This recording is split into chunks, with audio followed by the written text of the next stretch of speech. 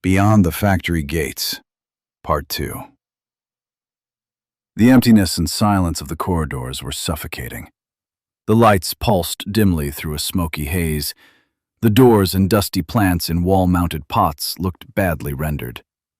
Before long, Dmitri began to feel as though he had been dropped into the body of a video game character wandering through liminal spaces, expecting a jump scare around every corner. His heart thudded heavily in his chest. His eyes felt ready to burst from their sockets. He nearly ran the length of the second floor, then stopped for a moment after bursting into the stairwell, listening for sounds from the third floor, where his office and the training room were located. Voices, laughter, anything to prove that his fellow sufferers had not evaporated, but had safely gathered together and were waiting for him. But there were no footsteps, no voices. He fought down the urge to go and check, afraid he really would find nothing but an empty office. Instead, he headed back down toward the shop, and suddenly stopped with his mouth hanging open. The seal was gone. The same seal he had personally threaded through the staples on the double doors, pulled tight, and signed with a black permanent marker. Maybe Petrovich had decided to inspect the accident scene again? No, he would never break the seal. Then again, perhaps he would. He had clearly lost his mind. Dmitri's gaze dropped lower. Frowning, he crouched and touched the floor. Some kind of damp straw bristled thickly from beneath the doors. He pinched off a little and lifted it to his nose. It smelled of meadow grass beginning to rot, mixed with some animal odor, something like manure. But where the hell would manure come from? Judging by the way the rotten straw was packed against the gap beneath the doors, there had to be mountains of it inside the shop. Ready for another surprise, he reached fearfully toward the doors and screamed when a heavy hand landed on his shoulder from behind. He flung himself aside, spun around, and immediately went at Pavel with his fists. "What the hell is wrong with you, you bastard? Sneaking up on me like that. I nearly—" For several seconds, Pavel dodged the blows on instinct. Then he caught Dmitri by both wrists and pulled him close. "Something is happening here," he said quietly. "Something strange." "No kidding!" Dmitri shouted hysterically. His attempt to inject even a trace of healthy sarcasm into his voice failed spectacularly. "Come on, I'll show you." Still twitching from the fright, Dmitri reluctantly followed the shift supervisor back to the lobby. Pavel stopped in front of the wall of honor and gave it a meaningful nod. Dmitri glanced vaguely over the satisfied faces, then turned back to Pavel with a questioning look. "Doesn't anything seem strange to you?" Pavel asked. "No." "Then tell me whose photographs are hanging here." "There, in the middle, that's Petrovich." "Right. And the others?" Dmitri looked more closely. Then he squinted. Then he blinked several times, trying to clear his eyes. There were clearly photographs on the board. They were neither blurred nor darkened, yet no matter how hard he tried, he could not recognize a single face. Refusing to give up, he scanned the captions beneath them, which usually announced things like Anode Operator, Grade 4, Sergei Sergeyevich Sidorov, or Electric and Gas Welder, Grade 3, Mikhail Mikhailovich Orlov. The captions still proudly informed the workforce about the plant's exemplary employees, but it was impossible to read them now. The faces and the words beneath them simply existed while conveying no information whatsoever. Except for Petrovich's photograph. Electrician, Grade 5, Nikolai Petrovich Voronov. "This is nonsense," Dmitri muttered. "You can't recognize anyone either?" Pavel pointed to the bottom right corner. "I recognize that one too." Dmitri squeezed his eyes shut, counted to 5, then opened them and stared at the grinning face in the bottom right corner and the caption beneath it. But he could make out nothing beyond the undeniable facts that it was someone's face, that the person was smiling, and that the caption was written in Russian. Anton Sergeyevich Klikov, Pavel prompted gently. Dmitri shook his head. I can't see it. We must have breathed in something outside the gate after all. I've been seeing things too. He paused, then suggested uncertainly, or someone's playing a prank. You seriously think anyone decided to prank you? No, Dmitri replied gloomily, though I'd probably give anything for that to be true. Someone was singing in the medical room. Who? Dmitri shook his head. The door was locked. A man's voice. It sounded loud, but at the same time, as if someone had turned the volume all the way down. And under the shop doors, he gave a nervous laugh. No, better not tell him about the manure and straw. What was under the shop doors? Pavel watched him closely. Nothing. Someone already broke the seal. Was it you? Pavel shook his head. Then both men let their gaze travel across the lobby to the tall windows, wishing more than anything in the world that lights would finally flare in the pliant, airless blackness beyond them, that ambulance and fire engine sirens would wail, that crisp, clipped orders would crackle through a loudspeaker. Then it would no longer matter whether they had inhaled something or fallen into some parallel world. Let the man with the loudspeaker worry about that. They could listen to his conclusions later, sitting in their underwear in front of the television. Any ideas? Dmitri asked without much hope, but Pavel nodded and pointed at the board again. You can see only Petrovich because he's the only one who's been hanging here forever. Everyone else keeps changing, and hardly anyone pays attention to these faces, except maybe the people whose pictures are up. But besides Petrovich, I can also see Klikov, only because they put him up yesterday.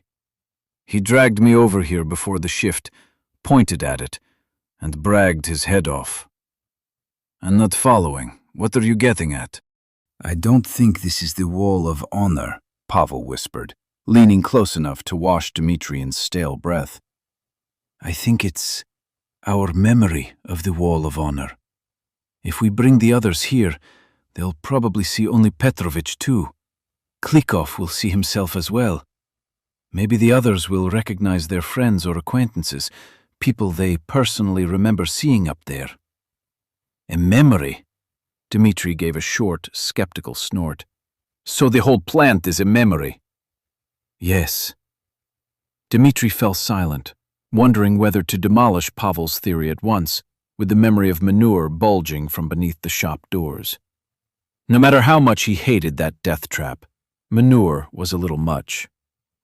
He looked down and brightened slightly when he remembered the heavy bag in his hand. Listen, this bag is full of sandwiches, drinks, and milk I took from the cafeteria. Are those a memory too? I ate one, you know. It tasted good. Pavel scratched the back of his head, then peered into the bag and studied its contents. If I told you that you weren't carrying any bag at all a minute ago, you obviously wouldn't believe me. Of course I wouldn't, Dmitri raised his voice. I've been dragging it around for half an hour. Think back to when you were beating the hell out of me by the shop. You were using both hands. Both of them were empty. Dmitri shook his head violently. You scared the shit out of me, he shouted. How am I supposed to remember details like that? All right, Pavel paused. Tell me what's in the bag. I already told you. Dmitri tried with all his strength to keep his voice calm, but it still vibrated with irritation. Sandwiches, drinks, and milk. There were salads left at the counter too, and the trays had rasolnik, mushroom soup, some kind of cutlets, goulash, mashed potatoes, rice with vegetables and sausages. Pavel allowed another meaningful pause, then asked gently, "And what do you normally take for lunch?" "What? Why do you—" "Just list it." "Goulash or a sausage, with mashed potatoes or rice, sandwiches, salami and cheese." Dmitri suddenly faltered and finished in a lost voice. "And for soup, rasolnik or mushroom, if they have it. I don't take pea soup, they always burn it. And salad? I don't take salad. What salads are there tonight?" Dmitri strained his memory as hard as he could, but all he saw in his mind were rows of plastic bowls filled with some colorful mass. "I just wasn't paying attention. Come on, and I'll prove. There'll be time for that, and I'm afraid it won't prove anything. We need to talk to Petrovich." "Oh, I see." Dmitri twisted his mouth into a crooked smile. "So you bought into the old man's ravings. In case you forgot, let me remind you. Petrovich thinks we died and ended up in some Buddhist hell. So far, it's the only explanation. Then come up with another one. Maybe emissions from the silicon works formed a mud dome over the town, and that's why it's so dark. Maybe we were thrown into a parallel reality, or dropped so far into the past that Earth didn't exist yet, or—" He ran out of breath. Something fixable hovered on his tongue. Because anything can be fixed, except death. Pavel shook his head, turned, and walked away. Dmitri realized with a hollow surge of terror that he could not hear Pavel's footsteps, as though the man were walking not over stone tiles but across thick carpeting. What kind of emissions could cause that? "Don't do this to me!" Dmitri yelled. "You're going to look pretty stupid when help arrives. They'll laugh you out of the building and lock you in a madhouse." "I believe only what I can see," Pavel replied without turning around. Dmitri followed, noticing that his own steps were as quiet as a damned cat's. Yet not long ago, while he had been running along the second floor, the echo of his own footsteps through the empty corridors had terrified him. The situation was plainly becoming stranger and more tangled, but he still clung desperately to the hope that there would be a simple explanation. That someday, over a mug of beer at the Vobla pub, he and Pavel would remember all this, tease each other, and laugh until they choked. As he caught up with his colleague, Dmitri noticed that he was stamping his heavy steel-toed boots into the tile as hard as he could. There was a sound, but such a faint one, like an old memory. Dmitri breathed out in relief when he entered the office and found everyone there. Alina was curled into a fetal position on the small couch. Marina sat beside her, gently patting one narrow shoulder. Petrovich had pulled a chair over to the wall and sat on it, with his back perfectly straight and his palms folded on his knees, like a child in kindergarten. His eyes were half open and focused somewhere near the tip of his own nose. Maybe he had dozed off. "Hey, Petrovich," Pavel said to him. "You still with us?" "I'm with you," the electrician answered hoarsely, lifting his eyes to the newcomers with some effort. "There's some seriously weird shit going on out there." "You haven't seen anything yet," Petrovich said with a joyless nod. "If you know something, tell us properly," Dmitri asked. "You said that we might be—" He glanced guiltily at Alina, afraid of upsetting her even more, but she had barely come around and seemed indifferent to everything. Tears simply continued to slide from the corners of her half-open eyes. He shot a look at Pavel and finished, "And apparently someone here is beginning to agree with you." "Bardo is something like the afterlife, right?" Pavel asked. "Not exactly," Petrovich replied carefully. "Don't put the Bardo in the same category as the biblical heaven, hell, or purgatory. The Bardo isn't a place, it's a state." "A state of what?" Consciousness. What we see around us now is consciousness itself, the observer and the observed at once. Our entire journey is made up of bardos. The word itself means between birth and dying, between dying and death, between death and a new birth.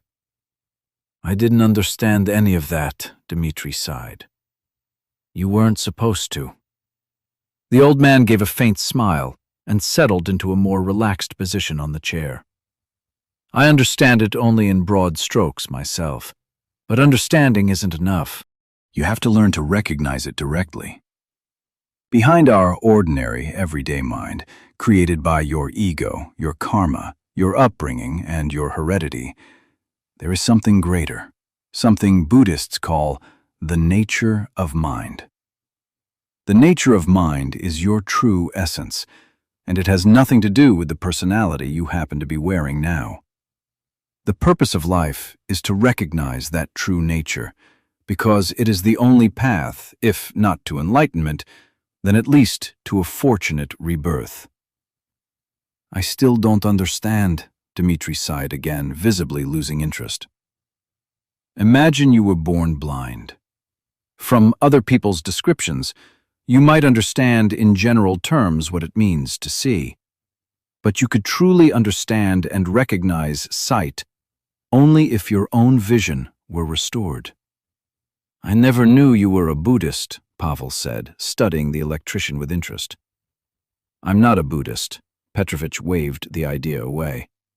But once, a long time ago, I came into contact with the teaching. Some things stayed with me. Some things I even use from time to time, and some things I still think about, trying to see clearly. It happened in '75. I was studying at a technical college when the most talented and politically reliable students were selected for work in Mongolia. In those days, for an ordinary person, it was practically the only chance to see a foreign country, so naturally every boy dreamed of finding his name on the coveted list. I was a top student with an impeccable record, which was why I was among the first sent to help build a highway outside Ulaanbaatar. Being abroad did not impress me, of course. Steppe in every direction. Life in trailers and tents, endless wind and monotonous back-breaking work. Our only entertainment was a film on Saturdays in a shipping container converted into a recreation room, and an improvised little market run by local traders that appeared every 2 or 3 days. Even then, our supervisors made sure no great international friendship could develop. Whenever we spoke with the locals, they prowled around us without rest, listening to every word so that none of us, God forbid, said something inappropriate. Then there was an accident. Our foreman was to blame. He knew the risks, but demanded that we finish on schedule work that could not possibly be finished on schedule. The details don't matter now. It was a long time ago. But after the dust had settled, I overheard that they intended to make me the guilty party. I was the crew leader, so they would hang the whole thing on me. Goodbye to my spotless record, my future at the Institute, and my party card. I would be lucky if they didn't send me to prison. But someone had died, and common sense kept whispering, "Don't fool yourself, Kolya. They'll lock you up for a long time." Oh, I was terrified. For several days I couldn't sleep, eat, or think. When the panic reached its peak, I packed a small rucksack and simply ran. Some locals helped me. They took me across the Chinese border by hidden paths and promised to guide me as far as the Indian frontier. Our route led through Tibetan lands under Chinese occupation. I will never forget that country. Frozen wastes, mountains, snow, and wind. On the road I came down with altitude sickness, followed by pneumonia. My condition worsened by the day. Even though the Mongols did everything they could to get me back on my feet, I slipped into delirium more and more often. For several days, or perhaps several weeks, I lived inside hellish headaches, coughing fits that ended in vomiting, fever, and nightmares. In them, I was naked, lousy, bearded, and chained, being carried on a creaking cart through the streets of my home village. Crowds boiled along the roadside, pelting me with dog shit, throwing slops in my face, screaming filthy abuse. Worst of all, my weeping mother kept appearing in the crowd, and my father, red with shame, grinding his teeth. Gradually, the nightmares gave way to calmer visions. I dreamed of the dim interior of some shed, a smoking oil lamp, and a tiny pot-belly stove sending out waves of sweet-smelling heat. There was an ill-fitting door that slapped and sucked in its frame, the sound of a blizzard close by, and strange, quiet figures who periodically poured a hot, bitter drink down my throat. It sent my heart into a gallop, while my legs, for some reason, turned icy cold. Then they forced several spoonfuls of tasteless but obscenely fatty porridge into me, leaving my lips and teeth coated as though with a thick layer of wax. Those figures irritated me beyond endurance. They infuriated me. Between the nightmares of my ruined life, all I wanted was a little rest in blissful unconsciousness.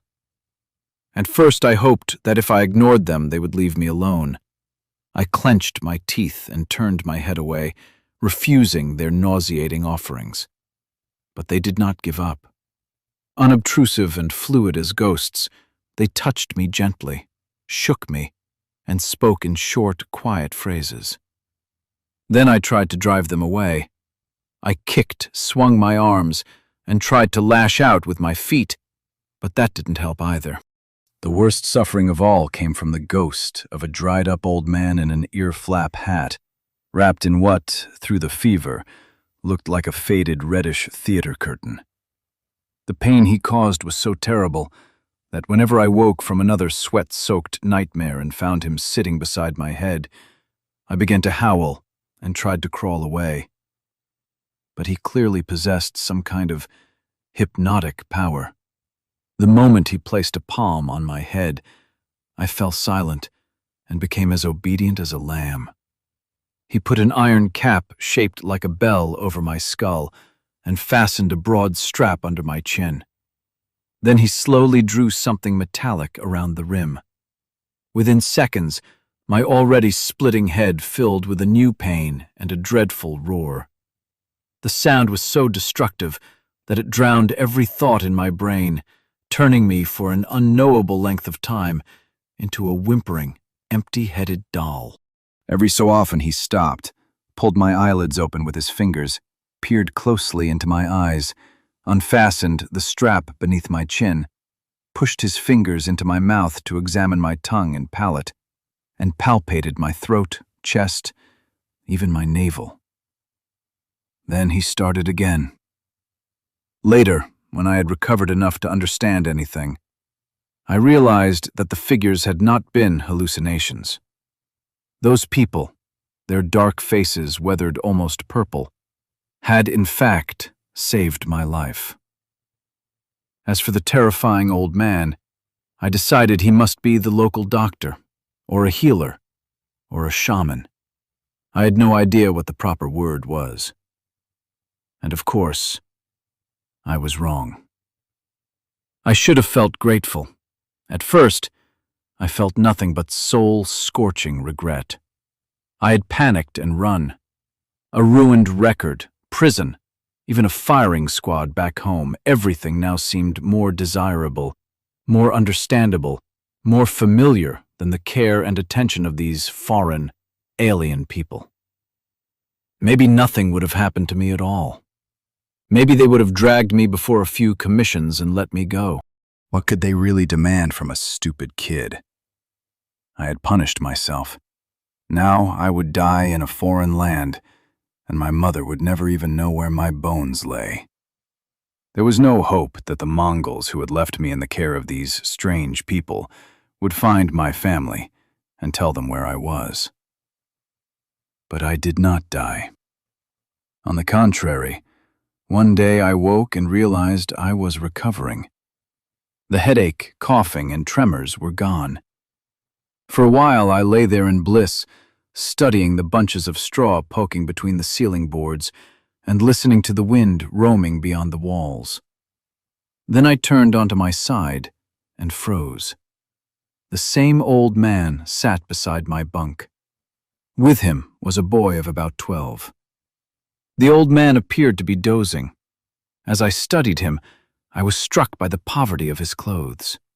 A cheap brown faux fur hat with the ear flaps hanging loose in opposite directions, quilted trousers patched at the knees, trampled felt boots, a padded vest, and over all this misery, several layers of an orange-brown blanket that still looked to me like a faded theater curtain. The boy beside him was plainly bored to death. He kept turning his head, yawning and scratching himself, but did not dare run away. I looked at the old man's hands, the hands that had caused me so much pain, expecting to see the iron bell. Instead, he held only bone prayer beads, which he rolled slowly through the fingers of one hand. The fingers were dry and weather-cracked, with nails cut short. I closed my eyes and lay still, hoping that if they thought I remained asleep, they would simply leave. But the old man shifted his gray eyebrows and said something. The boy spoke in perfect Russian. "Master Tenzin asks when you came."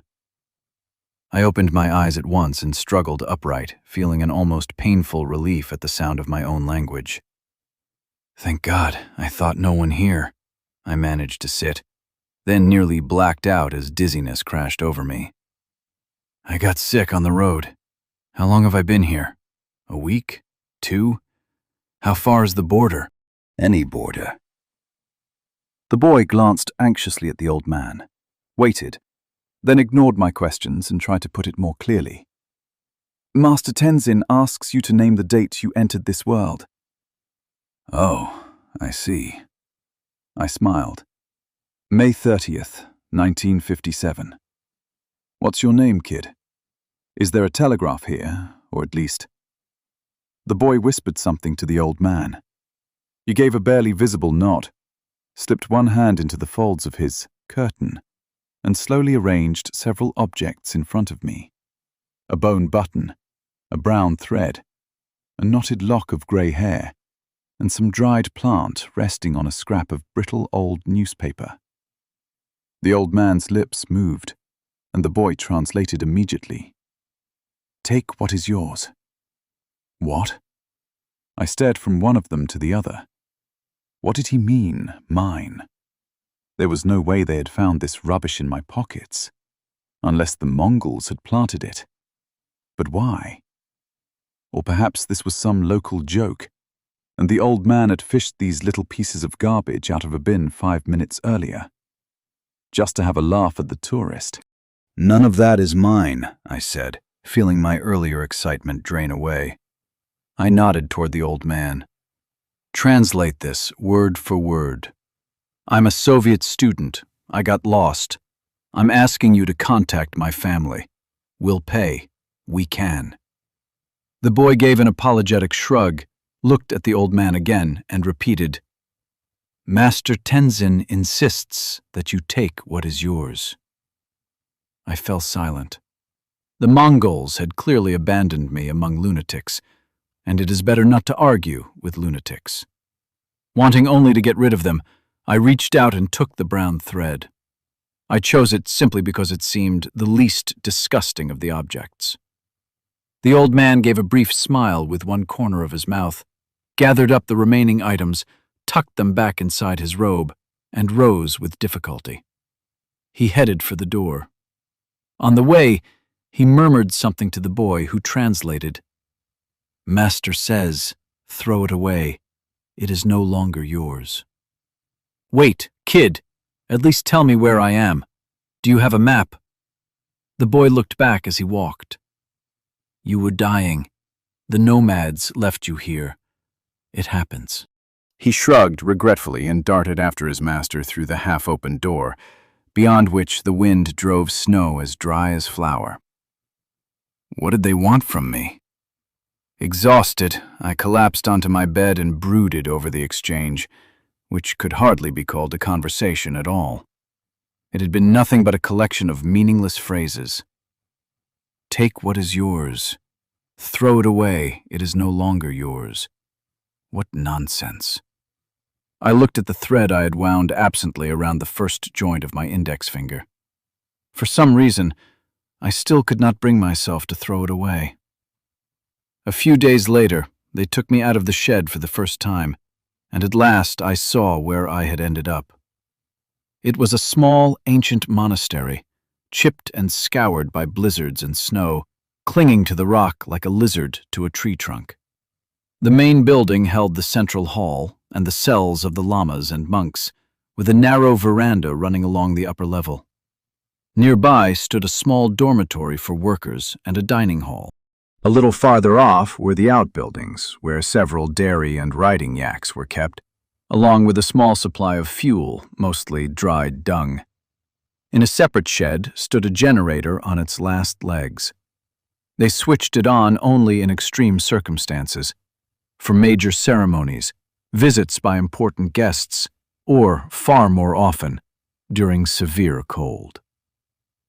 There was also a shed for unfortunate souls like me, blown into that harsh country by an ill wind and hiding behind its flimsy walls from justice, revenge, or themselves. Some recovered and moved on. Some stayed for a while. Some stayed forever. Among those who remained were 4 Chinese men, deserters most likely, who kept to themselves and made no attempt to communicate with the other residents. 2 Mongols, who looked as though they had come straight from a labor camp. The Buryat boy, Bato, the same interpreter, and his mother. And now, me. The mountain, with the monastery clinging to its side, stood at the edge of an enormous plateau. If you turned your back to the mountain, all you could see was sky without end. Of course, I learned the arrangement of the monastery only later. At first, I did not understand the significance of being assigned not to the dormitory but to the main building itself, on the upper level, in a tiny closet-like room behind Lama Tenzin's chamber. The room contained nothing but a bunk, a blackened oil lamp, and a potbelly stove. As I slowly grasped that I had been granted the honor of living at the very center of some religion, I kept expecting them to begin actively converting me, a Soviet Komsomol member. I even rehearsed a respectful but categorical refusal in my head. To my shame and surprise, however, they barely noticed me, though no one restricted my movements. The other lay residents were admitted to the main building only for morning prayers and would not have dared set foot on the upper levels. For a while, I wandered around the monastery and its surroundings looking like an idiot, with no idea where to put myself, and simply observed. Once I had seen the monks' miserable, impoverished existence with my own eyes, I understood their behavior better, their silence, their stillness, their reluctance to speak. They were conserving energy, spending it as carefully as the meager fuel stored in the sheds. There was exactly enough heat in the monastery to keep people from freezing to death. The stoves in the cells were lit only at night, mostly with dried dung, which stank and smoked while giving off almost no warmth. Firewood was reserved for the sick and dying. For the first time, I felt a quiet, reverent gratitude when I remembered the shed where I had recovered. During my illness, they had burned more wood for me than the entire monastery used in a month. Tormented by the constant cold, hunger, idleness, and lack of conversation, I soon noticed that the other lay residents worked hard for their bowl of tsampa. The Mongols hunted, disappearing into the mountains for days at a time. The Chinese handled minor repairs and cleaning. Little Bateau, who had picked up several languages during his years of wandering, served as the lama's interpreter, while his mother, Saran, ran the kitchen and cared for the animals. Before long, I found work too, maintaining the monastery's electrical equipment. I repaired fans and radios, cobbled fuses together out of whatever junk I could find, ran and reran wiring, and of course, tended the precious generator. Sometimes, on the coldest nights, when they had no choice but to use the generator, I started it and stayed beside it in case it failed. The monks carried blankets, skins, and rags into the shed, wrapped me up like an infant, pressed a soot-blackened kettle and a mug into my hands, bowed, and withdrew. I stayed awake all night and felt a special warmth spreading through me, not so much from the blankets and tea as from the knowledge that I was useful. Because of me, several dozen people who had saved my life could sleep peacefully that night without fearing they would freeze to death. The monks never thanked me, but I did not need them to. Words are empty.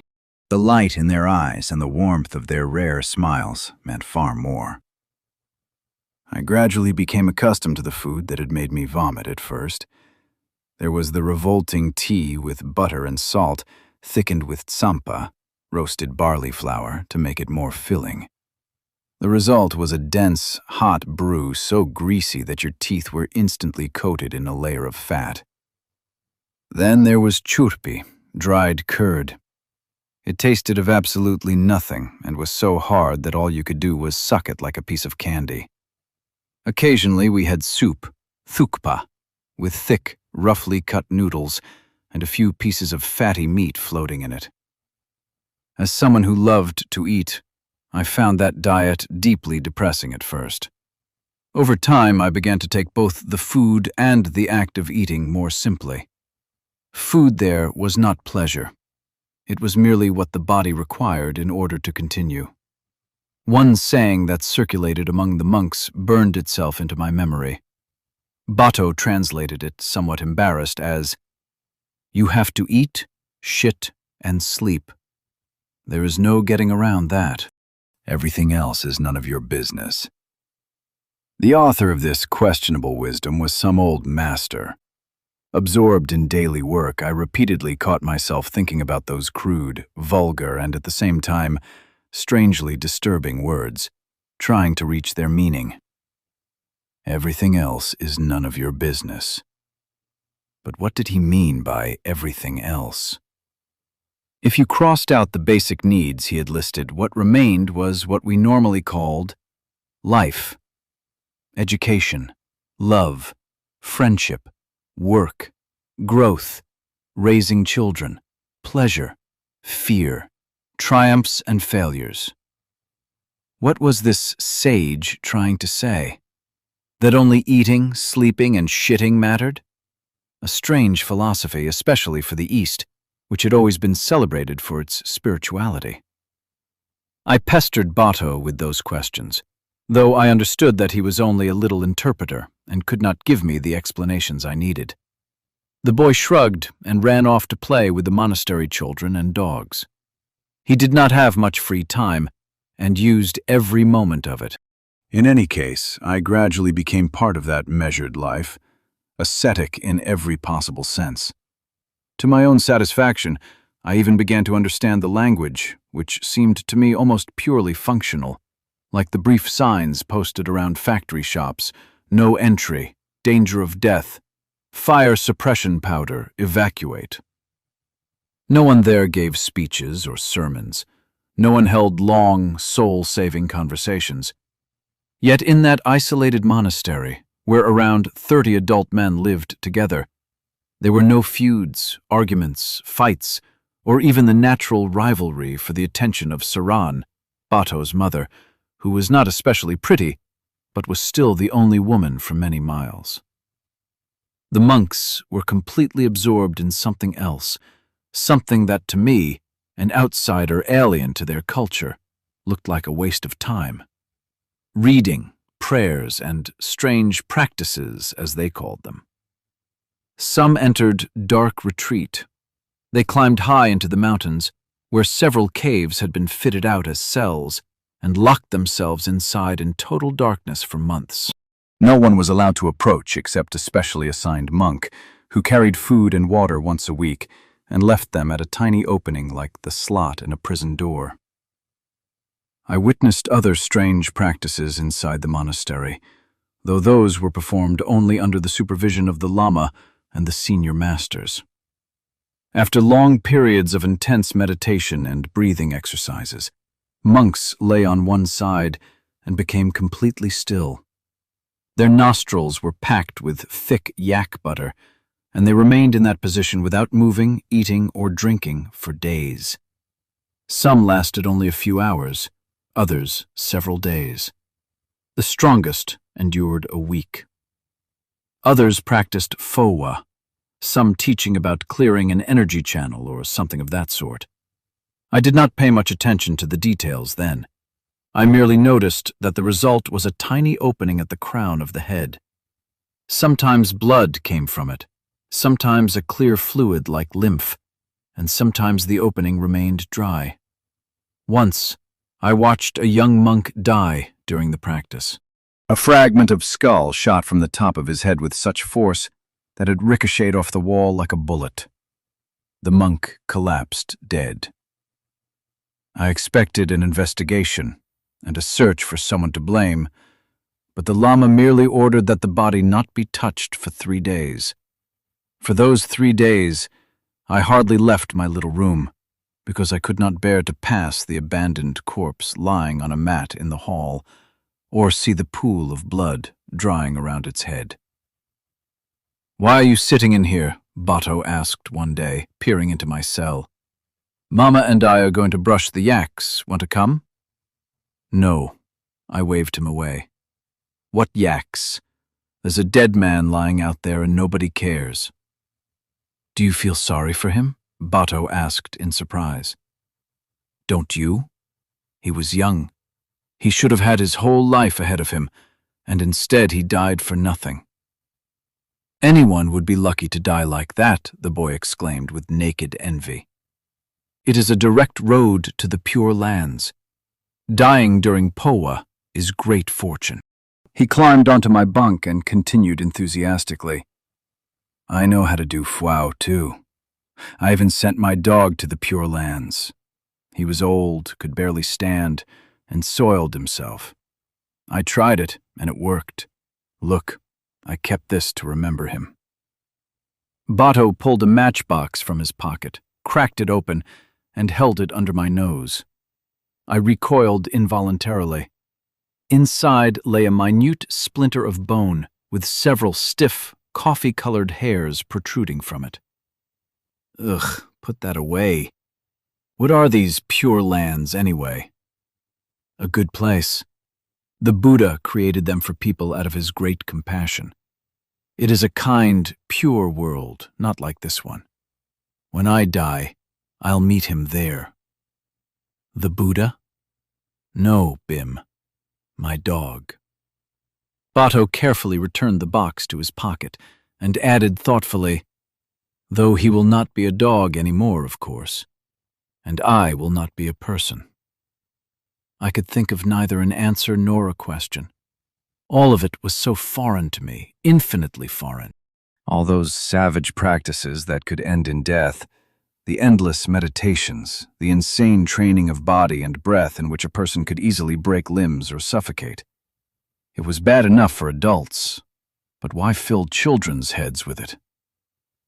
Every morning I woke as the main hall came alive with voices.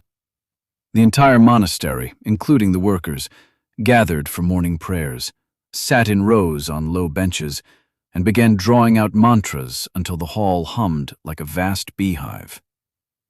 For a long time I ignored those gatherings. Then, out of sheer boredom, I began attending. At first it seemed ridiculous. Gradually, however, I began to notice the difference before and after.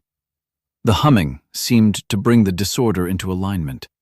Some kind of energetic chain formed, joining the mismatched community into a single organism and charging it positively for another productive day with its countless concerns. Ashamed to add my voice to the chorus, I nevertheless followed it silently in my mind. More and more often, I noticed that after the morning prayer, the chaos in my head disappeared. The spaces between thoughts grew longer, and the thoughts themselves became cleaner and somehow simpler. Everything that tormented me at night, fear for my parents, who had surely buried me by then, the accident and its consequences, the girl I had loved, none of it vanished, but it moved into the background. It became something I might think about later, under different circumstances. If there would still be any point. During that time, I saw many astonishing things. I would not call them miracles in the literal sense, but some came close. For example, sometimes the monastery disappeared. God knows how the monks learned in advance that a Chinese patrol had entered the plateau, but they acted like a single organism. Mobilization happened in an instant without noise or confusion. Every task stopped. Doors and shutters closed. Lamps went out. Dogs did not bark. Yaks did not call. Conversations ceased. And it seemed that even breathing stopped for a while. The monastery did not vanish literally. It seemed to press itself into the rock, merge with the natural contours, become part of the mountain through an interweaving of shadows. Some time later, a detachment crossed the plateau, filling the country with the heavy stamp of boots and the hoarse breathing of dogs. Then the sounds faded. Not once while I lived there was the monastery discovered by the unwanted eyes of Chinese soldiers, who would undoubtedly have left not one stone standing, as had already happened to many Tibetan monasteries since the beginning of the Chinese occupation of Tibet. Gradually, the monastery came alive again, reclaiming its contours, shadows, and textures. Lamps were lit, stoves kindled, the generator began to hum, the quiet yaks stirred, and the monks resumed, as if nothing had happened, the strange practices that filled their days and even their nights. Sometimes they held something called training with the afflictions. Lama Tenzin locked the main doors from inside with a heavy barn padlock and withdrew to his room with the senior masters. A few minutes later, the monastery sank into nightmare. In objective terms, nothing frightening happened. Yet the soul was suddenly flooded by uncontrollable, indescribable terror. Because it had no cause, it felt even more painful. The monks tried to keep their backs straight and their heads high as they scattered to their cells, where they gave themselves over to solitary meditation. I ran through the narrow stone corridors, unable either to master myself or stop the torment. I do not know how to put that feeling into words. Imagine being afraid, more afraid than you have ever been in your life, without knowing why. Your eyes bulge on their own, your hair stands on end, and your entire body screams that mortal danger is approaching. When the terror became so unbearable that I was ready to die just to make it stop, I ran to Tenzin's chamber, scratched at his door and howled. They always let me in. Feeling like a little boy, I threw myself down before the Lama and hid my face in the folds of his kashaya. He stroked my head and murmured something soothing, but I caught only isolated familiar words and could never grasp the meaning as a whole. After every training with the afflictions, I made a final and irrevocable decision to leave. And every time I abandoned the decision because I had nowhere to go. My original goal, the Indian border, now seemed like childish nonsense. Even if I reached it, what would I do there without money, connections, acquaintances, or the most basic knowledge of the language? Then I would find Bato and drag him to the Lama, firmly intending to announce my refusal to participate in any further training, and respectfully request a transfer to the dormitory among ordinary mortals. But at the door my resolve always melted, and I went away without knocking. I understood perfectly well that, like Bato, I had fallen under an influence. I considered the possibility that they had bewitched and brainwashed me, too, transforming me in a very short time from a Komsomol member into a religious fanatic. Yet I could not shake the feeling that these people were not merely wasting their lives, trapped by fate in a stone sack, but preparing for something very important. No, not important. The most important thing. And when I looked into my teacher's eyes, full of light, wisdom, and gentle irony, suspicion became certainty. The handful of people sheltering in that tiny mountain monastery possessed knowledge unavailable to most of humanity. When that ultimate moment came, they would be ready, unlike the rest of the world. And I wanted to be ready too. Then old monk Norbu fell ill, and at last I understood. He had been ill for a long time and hardly ever left his cell, having handed all responsibility for his basic needs over to the younger monks. Feed him, give him water, straighten the bedding, sit him on the bucket. But one morning, without even looking in on him, Lama Tenzin began giving quiet instructions. I understood that Norbu was dying, and something inside me turned cold. The old man felt unbearably hot and airless all day, so the door to his room was kept open. They merely posted a guard in the corridor to stop unnecessary commotion. I had grown attached to Norbu and tried with all my strength to help him. I brought water and clean sheets, topped up the oil in his lamp, adjusted his pillow. I believed I was doing everything properly and as gently as possible. I did not fuss or disturb him, but before long they sent me away all the same, politely but firmly.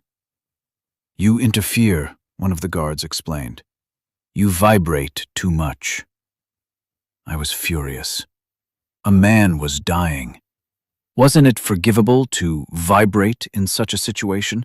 Whatever they meant by that word. In any case, I was allowed to watch Norbu's final hours only from the corridor. All day he twisted on his bunk, letting out thin little cries from time to time. Whether from pain or from reluctance to part with the world, I could not tell. When the sun went down, he grew a little calmer. He even managed to use the bucket. After that, he became still, breathing quickly and hoarsely.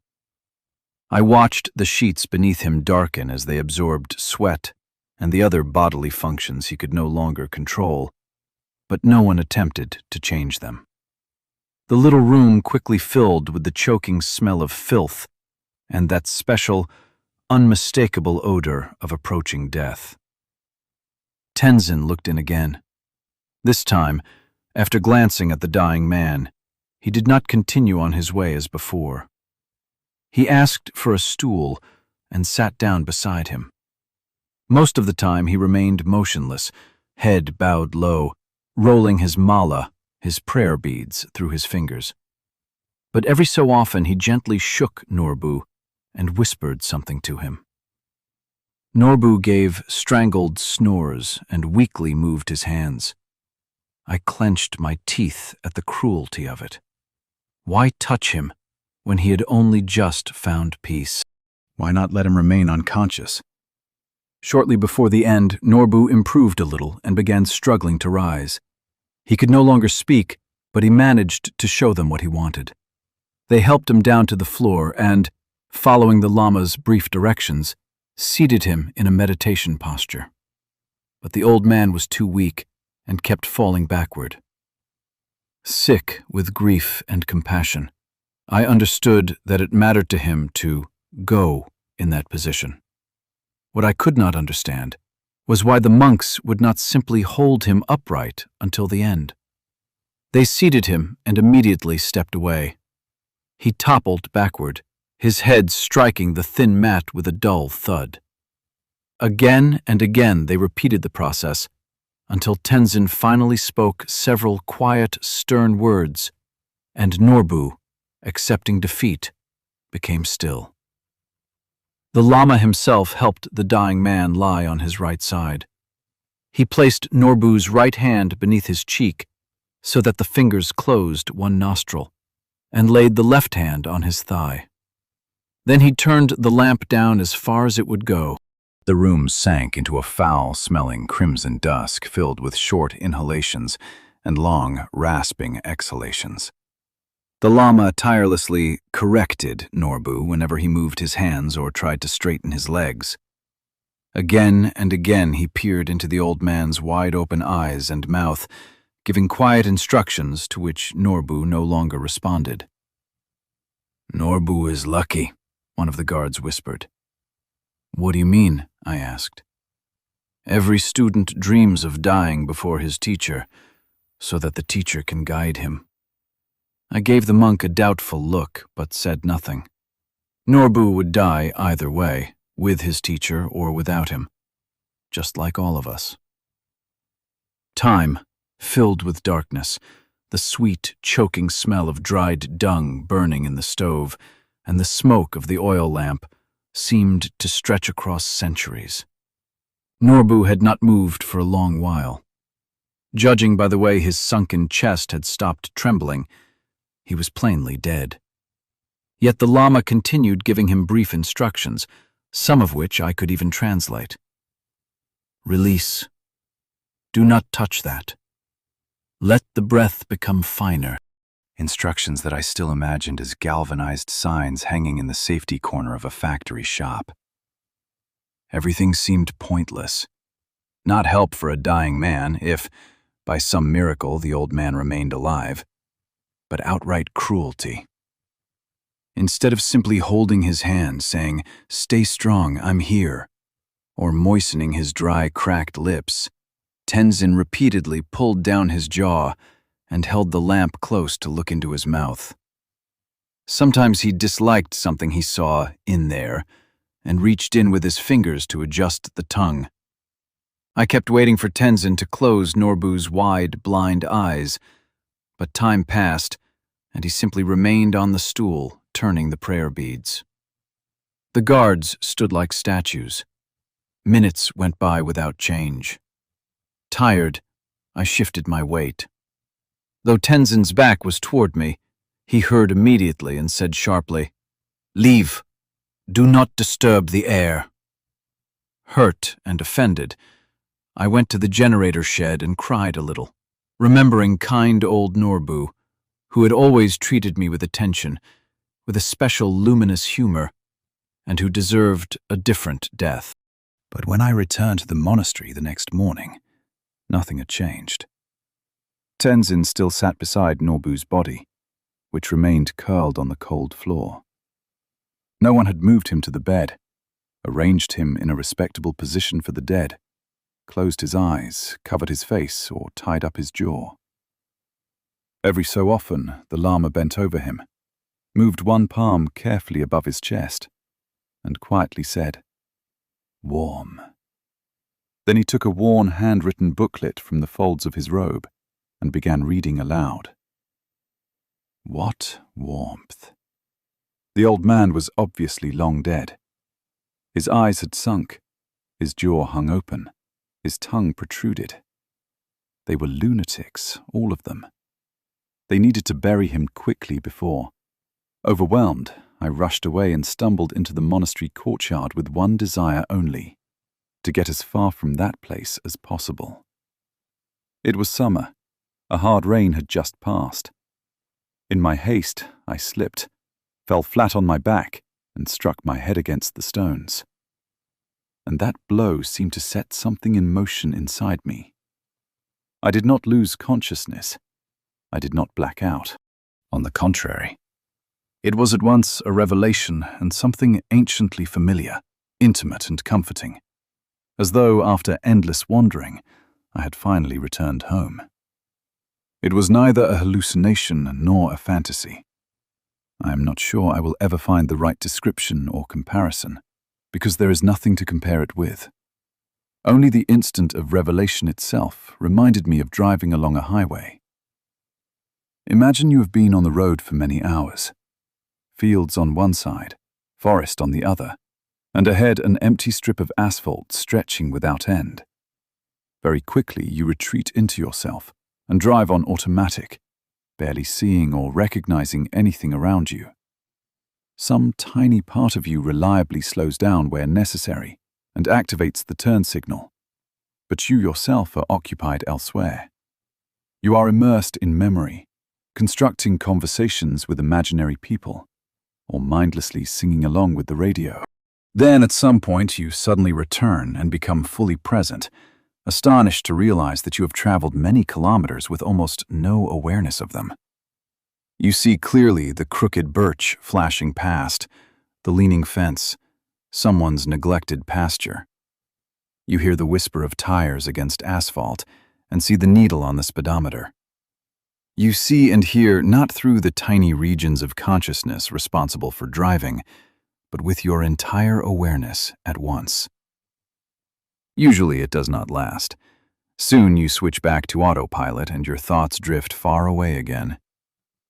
This was something similar, except that what I saw was not fields or woods or the dashboard. It was myself. The self without beginning or end, which had never been born and had never died, which I had been, was, and would remain forever. That being had almost nothing in common with the person I was at that moment. The present me was only the crooked birch flashing past, an insignificant fragment of the landscape that I truly was. It was like standing before a mirror and suddenly realizing that you are neither the one who stands there nor the one reflected in the glass. You are the one observing both the figure and its reflection. I do not know how long I lay there, resting in the bliss of the greatest revelation imaginable. I stared into the cloudless blue sky and felt myself to be like that sky, without fear, doubt, desire, attachment, or anger. There was only pure, untroubled peace and the happiness of returning to myself. Then I found myself on the bunk in my room. Lama Tenzin and Bato sat beside me, just as they once had in the shed for fugitives. "What happened?" I asked through unresponsive lips. "Did I faint?" "You slipped and hit the back of your head on a stone. Does it hurt?" Bato asked. But the Lama stopped him with a gesture and said, "That was Rigpa. You recognized the nature of mind." Bato began to translate, but I stopped him. "No, I understand what he's saying. It was a feeling like—" I fell silent, realizing not only that I could not find the right words, but that, to my dismay, I was already losing the thread of the memory itself. "You are grasping at it too tightly. Leave it. Let it go. That is dangerous," my teacher said sternly, watching me. "Believe me, there was nothing extraordinary in what you felt. Recognizing Rigpa is not the same as reaching enlightenment. It is only the first step, though perhaps the hardest." I remained silent, not fully understanding what danger he meant. Lama Tenzin continued. "Ahead lie years, perhaps entire lifetimes of training and practice. You must strive toward Rigpa every second, until that striving becomes habit, your second nature. Only then, at the most important moment, will you not overlook it or lose yourself. You will recognize Rigpa and merge with it, freeing yourself from samsara." "The most important moment," I swallowed. "You mean death?" Tenzin suddenly smiled with radiant warmth, patted my cheek and said, "I can teach you, as you once taught me, Tulku Dorje."